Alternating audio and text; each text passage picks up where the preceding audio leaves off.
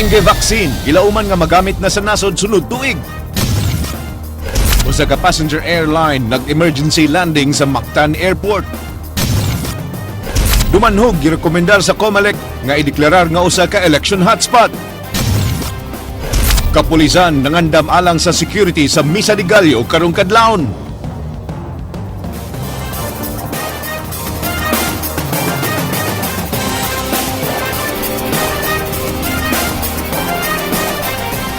May hapon sugbong Kabisayan, ang lungsod sa Dumanhog irekomendar sa COMELEC nga mahimong usa ka election hotspot karong eleksyon. Ang rekomendasyon gihimo sa Provincial COMELEC Office tungod sa nahitabo sa pagpamusil sa sakyanan sa kandidato sa LP, pagka-Vice Mayor og sa pagpatay sa mga suspects. Kini giaksyonan ni Edwin Cañete.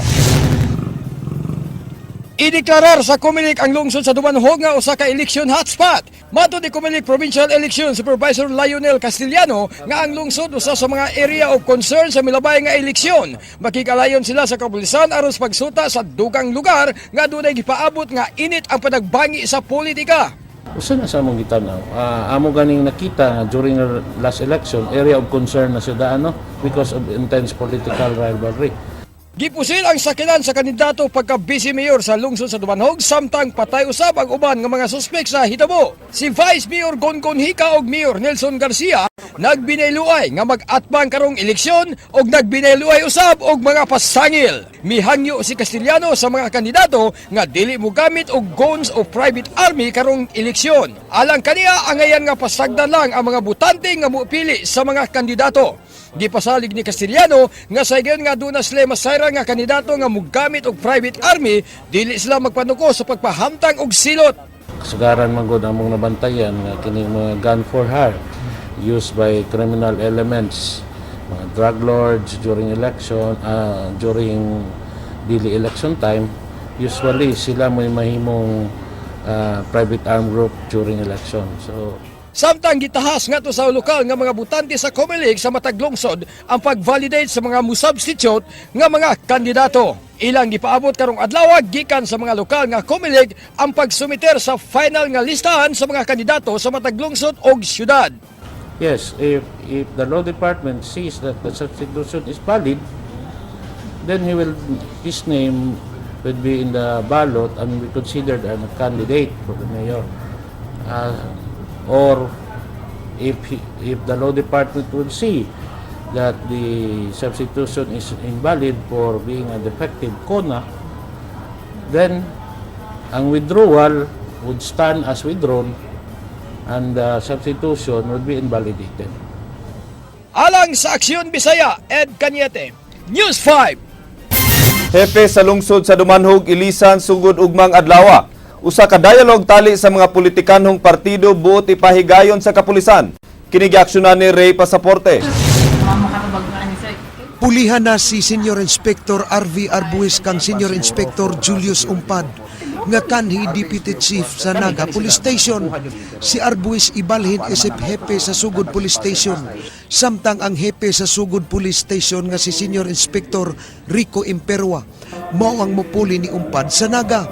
Si Umpad ang gipili ni Mayor Nelson Garcia. Human niya gi-request nga pailisan ang hepe sa ilang lungsod. Now we made a reshuffling of the following police officers in order for Arbues to look for another assignment because in this way, makita na to, mais lang ang tension sa Dumanhog Police Station. And as I have said, I will not deprive the mayor of Dumanhog of his right to choose the chief of police. Si Gilyamak gimanduan ni Chief Superintendent Manuel Gaerlan nga pabantayan ang Dumanhog tungod sa kainit sa politika. Gitahasan ni Gilyamak ang Deputy Chief sa Provincial Public Safety Company sa pagpahigayon og mga upat ka checkpoint matag adlaw. Lakip sa kasikbit nga lungsod niini. Our checkpoint should be intelligence-driven. That is the marching order of the new director.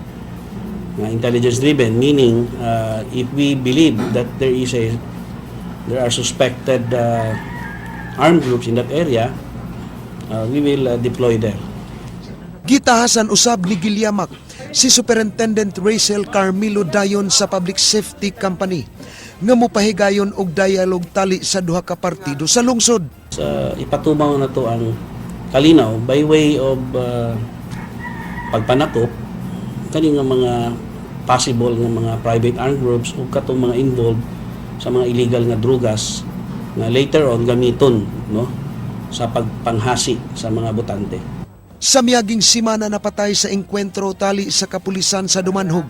Sila si Wilfred Albius og Marciano Tiwan alias Amar og nadakpan sab ang most wanted sa Argao nga si Bimar James Miares alias Jimboy. Sila si Tiwan og Albius mo'y giila sa kapulisan nga mipusil sa sakyanan ni Renero Asintista sa barangay Masa human sa pulong-pulong uban ang kampo ni Vice Mayor Heka. Alang sa Aksyon Bisaya, Ray Pasaporte, News 5. Bagyong Nona nagpalayo na sa Kabisayan. Apan laing low pressure area ang gipaabot nga musulod sa nasod. Wala na mga flights nga apektado sa bagyo apan usa ka airline ang mi-request og emergency landing sa Mactan Airport kaganihang buntag. Kinigaksyonan ni Ryan Sorote. Nag-emergency landing kaganyang buntag ang AirAsia Flight Z2-762 sa Mactan, Cebu International Airport. Ang AirAsia nga gikan sa Manila may report sa pagkadaot sa hydraulics landing gear ug may request sa usa ka emergency landing. Luwas nga nakalanding ang eroplano alas 8:31 kaganyang buntag ug nakakanaog ang 166 ka mga pasahero. Ever, the aircraft landed without incident and everybody is safe. As again, it was just a precaution measure and nobody should be alarmed by that. Samtang, wa na laing flights ang apektado sa bagyong Sinona nga padayong mikusukuso sa Southern Luzon. Pagkakaron, napasa kadagatan sa Mindoro ang bagyong Sinona nga paingon na sa West Philippine Sea. Posible kini nga magpadayon sa pag-irog westward o southward paingon sa Vietnam. Doon nagyapay panagsa nga pag-uwan nga masinati ang Kabisayan o ang sugbok karong hapon o gabi tungod kay nasulod gihapon ang Kabisayan sa outer ring sa bagyo. So taas-taas man ginatong West Philippine Sea nya base sa tong model yang movement dili na mag-westward. So nanay south nga component so dugay siya makagawa sa boundary sa PAR. Adto na kinigikusgon nga hangin nga 150 kilometers per hour o paghaguros nga moabot ngadto sa 170 kilometers per hour. Upat ka mga lugar sa Luzon ang gipaubos gihapon sa public storm warning signal number 3, 3 ang signal number 2 ug 12 ang signal number 1. Ugma, masinati ang mas hayag ug init nga panahon tungod sa padayong pagpalayo sa bagyo sa Kabisayan. Karong Biyernes magsugod pagbalik ang pag-uwan tungod sa presensya sa low pressure area sa Pacific Ocean sa east-southeast sa Mindanao. Dunay posibilidad nga mahimong tropical depression ang LPA sa sunod nga mga adlaw nga subing magdala og pag-uwan sa nasod. Mao na unya kini ang ika-15 og katapusang bagyo nga musud sa Philippine Area of Responsibility og panganlan kini og unyok. So rains na ta by Friday then Saturday base sa atong latest nga model. Alang sa Aksyon Bisaya, Ryan Sorote, News 5. Walay kadaot nga nahimo ang bagyong Nona sa amihanang Sugbo. Matod sa Provincial Information Officer Ethel Natera, dili kusog ang hangin nga nasinati dito. Apan bisan niini nangandam ang ilang mga disaster o rescue teams sa pagtubag niya atong manginahanglan og tabang. Gibantayan usab sa Police ug Coast Guard ang kabaybayunan aron walay sakyanan sa dagat nga mobiyahe. Expected nga po sa hangin wala mamabot sa Cebu. Hinihinera mo yung Cebu niya. Gamay na po uwan. Pero, bisan pa itong kuan, di pangandaman mo ito nila daan. Mayor Michael Rama nagtuo nga isunod pagsuspenso si Vice Mayor Edgar Labella aron taga BOPK na ang mulingkod sa City Hall. Naglaom ang mayor nga kahatagan og hustisya sa Court of Appeals aron kababagan ang tinguha sa ilang kaatbang sa politika. Kini giaksyonan ni Leslie Caminada Vistil. Gipabuhagay ni Mayor Michael Rama ang iyang gibati human siya gipangumusta sa mga sakop sa media sa tulo ka adlaw human na suspenso. Matud pa sa mayor, daghan siya og mahimo ug makatira siya sa bisan kinsa niyang tirahan. Apan giangkon sab ni Rama nga nasakitan ug nadismaya siya kay wa siya magdahom sa kamabaw sa investigasyon nga gihimo sa Malacañang. I can do a lot because they asked for it. And that's the negative side of the effect which they made me hurt and wounded because I never expected Malacañang and I was really looking at it if they could just probably fathom and look the whole picture. Because preventive suspension, if they wanted, they could have done it a year ago. Why only now, in time that I have to celebrate Christmas combined with my Calvario? Mayor, when you said you can do a lot now. Yes. Nagtuwang mayor nga posible nga isunod usab sa pagsuspenso si Vice Mayor Edgar Labella tungod sa kasong kalabot sa 20,000 pesos nga calamity fund. I have been telling Edgar, if I am now, you are next. Ang masag ako suspended do. Matud pa ni Rama, mo take over ang taga-barangay Guadalupe kung silang tanan masuspenso tungod sa maong kaso. Because maybe somebody from Guadalupe would want to come in by a back door, by appointment. We do not know.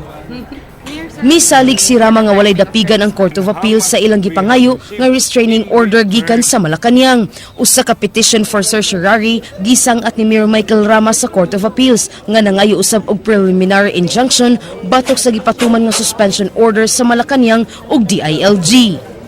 Because I never expected Malacañang, and I was really looking at it, if they could just probably fathom and look the whole picture. Because Alang sa Aksyon Bisaya, Leslie Caminade Vestil, News 5. Kapulisan nangandam sa pagpahigayon sa unang misa di Gallo karong kadlawon. Ilang giawhag ang publiko sa nga magbilin og tawo sa balay aron dili mapahimuslan sa mga kawatan. Kini giaksyonan ni Ray Pasaporte. Usa ka workshop gipahigayon sa Cebu City Police Office uban sa 11 ka mga police station sa Dakbayan sa Sugbo. Ang workshop usa sa pagpangandam alang sa mga kalihukan panahon sa Pasko. Gibana-bana nga mudagsa ang mga tao sa mga simbahan karong kadlawon sa unang adlaw sa Misa di Gallo. Mga pulis nga naglakip sa Regional Public Safety Battalion ang ilang ipakatap sa mga simbahan. Gawa sa Misa di Gallo, laing gitahasan usab sila sa pagbantay sa mga kalingawan matag gabi. Kining ang nightly karon daghang kay kasadya, SRP, Plaza, Fuente, Gorordo, Iscario, napay Pasko sa Carbon, Pasko sa Birama. Na mo na sila extravaganza pa sa SRP.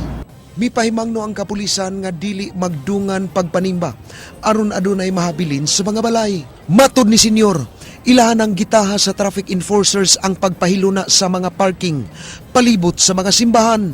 Lakip sa ilahang giplanuhan mao ang umaabot nga sinulog og International Eucharistic Congress. Anang mga equipment, mga logistical requirements nga gikinahanglan identify. Then motivation na itong mag-request sa higher headquarters. Alang sa Aksyon Bisaya, Ray Pasaporte, News 5. Gipahimuslan ni Mayor Michael Rama ang iyang pagkasuspenso pinaagi sa pagsagol sa ordinaryong mga tao ug pagpanaway sa nasyonal nga kagamhanan. Kini giaksyonan ni Leslie Caminade Vestil.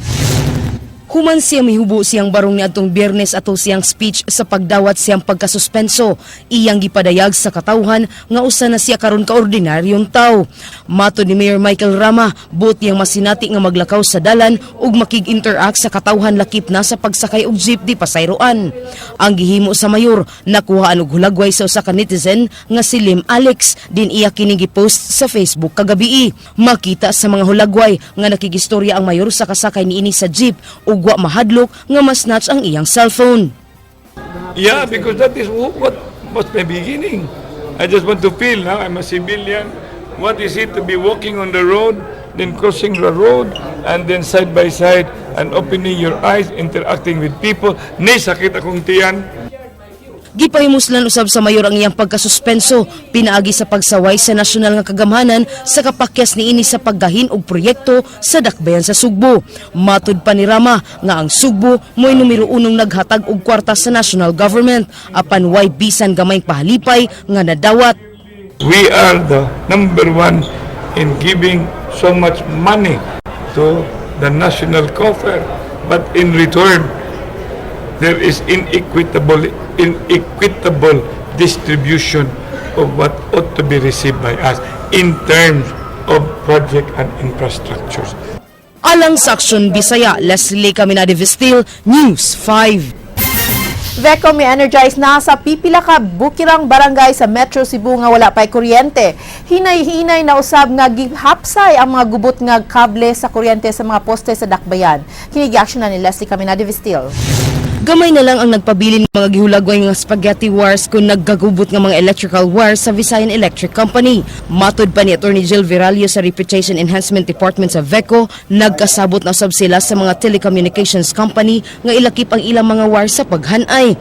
Gitugutan sila nga muputol sa mga wires sa telco aron lang makuha ang mga wirings nga nagbitay. Unang gipatuman sa VECO ang paglubong sa kable ilawom sa yuta sa may capital area paingon sa Jones Avenue. Actually, isa sa nasamong agreement na if dili gyud siya pwede i-repair, putlon gyud siya.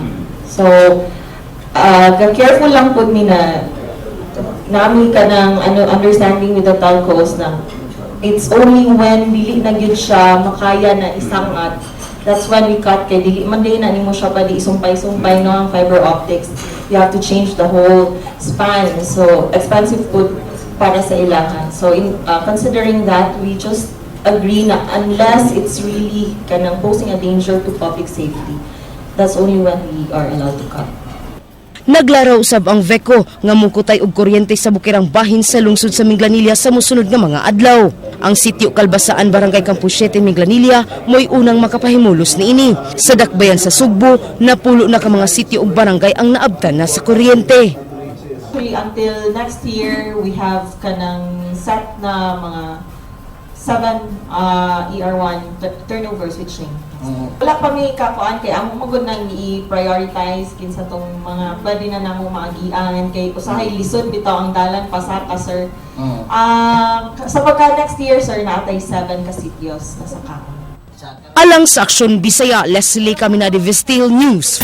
Usa ka pulis nga na-assign sa Regional Police Office ang unang mi-violate sa muzzle taping nga gipatuman sugod pak lang kagahapon. Ang pulis giila nga si Police Officer 3 Louis Alalim nga na-assign sa gate sa Regional Police Headquarters sa Camp Sergio Osmeña. Sa naalarma si Alalim kaginang kadlawon nga nagpabuto sa iyang armas dito sa lungsod sa Minglanilla. Usa ka Lindon Caparida mireklamo nga gitiunan sa hubog nga pulis ug nagpabuto sa upat kay gayon sa iyang armas.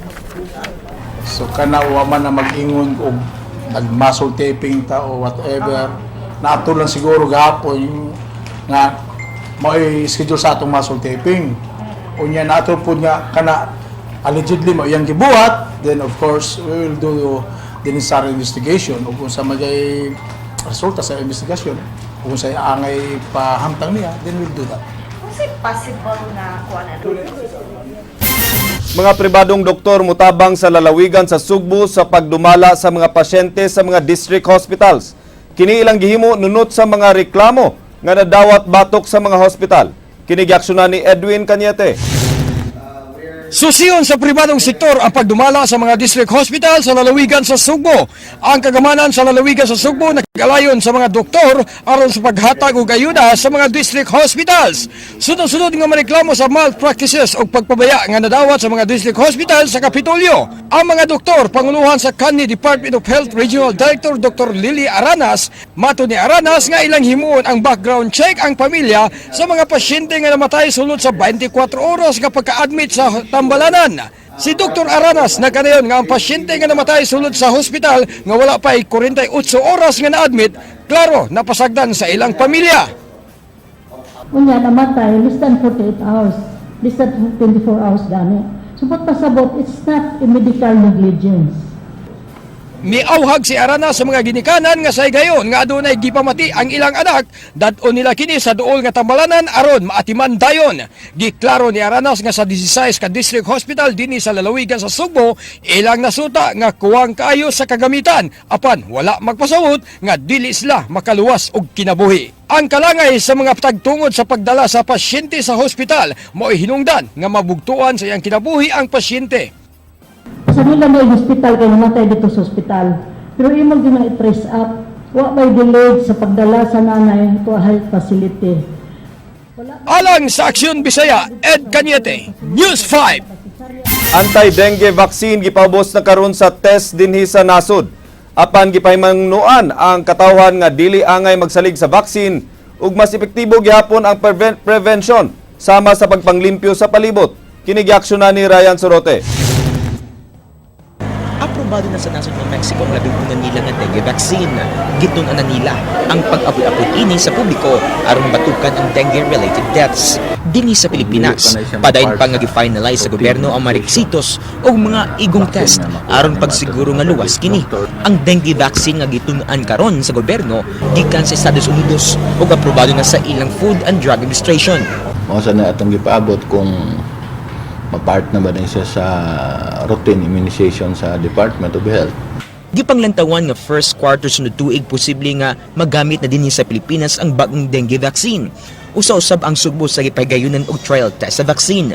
Panginaot sa Regional Epidemiology and Surveillance Unit nga daling maaprubahan og maapod-apod kini sa mga health facilities. Matud sa reso nga angay magmatngon ang publiko sa dengue tungod kay dili 100% ang epekto sa vaccine nga mag-agad lang sa lawas sa tawo.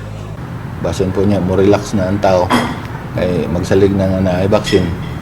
Unang kung unsa na practice o the usual na nga mga routines on our campaign sa dengue ato gyud sa i-sustain. Hangyo sa reso nga ipadayon ang pagpanglimpyo sa palibot o ang kasamtangang mga anti-dengue projects sa mga local government o health units. Ang original nga vaccine nga gusto sa Department of Health ang alang sa upat ka strain o kausara kini idapat. Adunay upat ka vaccine alang sa upat ka klase sa strain sa makamatay nga virus. Alang sa Aksyon Bisaya, Ryan Sorote, News 5.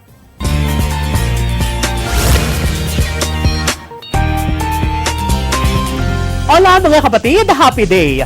Pasko sa Kapitolyo Agri-Fishery Trade Fair nga naghatag og kay-gayunan sa mga kalungsuran sa probinsya sa Sugbo nga makadisplay og makabaligya sa ilang mga gipasgarbong produkto. Sud sa Kapitolyo, subli na sab nga gibuksan karong tuiga. Dakong pasalamat ni OIC Provincial Agriculturist Roger Sarahena sa malampusong pagbukas sa Pasko sa Kapitolyo Agri-Fishery Trade Fair karong tuiga. Iyang gipaambit sab ang iyang dakong kalipay sa pag-abag kaniya ining tinuig nga kalihukan sa gobernador ug vice-gobernador. Ang maong trade fair sa Kapitolyo gibuksan gagahapon ug mula nat kini sud sa usa ka semana. Na mapakita pud sa kalungsuran ang mga delicacies o unsay ilahang kanang number one product dito sa ilang lungsod na makita din nato. Katulad niya, the spirit of Christmas sa atong lalawigan na ang mga produkto sa tibuok sa probinsya. Bukas kini sa publiko gikan sa alas 7 sa buntag hangtod alas 8 sa gabi. Dinhi, imong makita ang mga display ug baligya sa mga nagkadayang produkto ug mga delicacies sa matag lungsod sa probinsya sa Sugbo, sama sa mga lagutmong utanon sa Dalaget, mga produktong nito sa San Remigio, tsinelas, sandals, bags ug uban pa. Dako kay among pasalamat sir nga kita kami chance nga makita among produkto ug makabaligya sad mi diri sa among produkto. Kay og ato ra sa among sa San Remigio dili sa gid mas prejudice maayo ang among produkto good.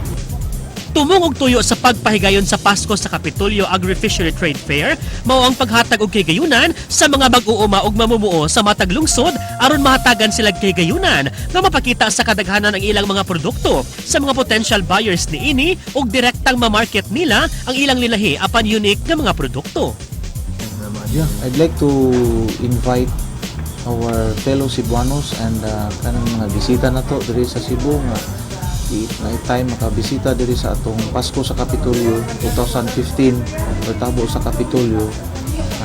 Nagsugod na ni siya og mao kadto lang kob sa atong light news karong hapon alang sa walay karapusang mga chika sa balik ninyo matag alas 7:30 hangtod alas 9 sa buntag Lunes hangtod Biyernes sa Rated JP sa Radio 511.9 News FM Cebu. Kini si JP Laupat Sara ug ang atong word of the day nagkanayon. Ayaw pugsa ang tao nga walay gusto nimo. Mura ra kag ewan. Sigig tukmod sa pultahan, bisag pool ang nakabutang. Agay!